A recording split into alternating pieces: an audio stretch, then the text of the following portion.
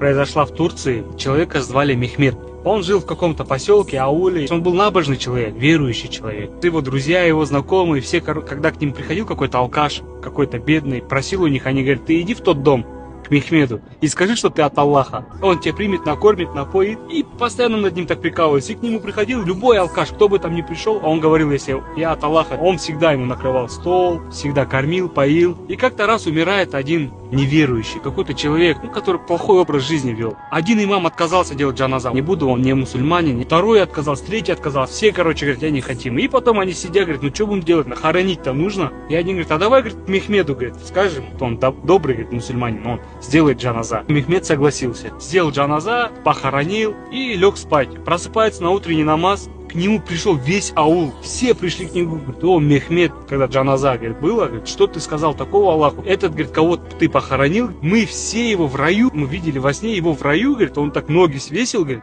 и вот так лежал, кайфовал.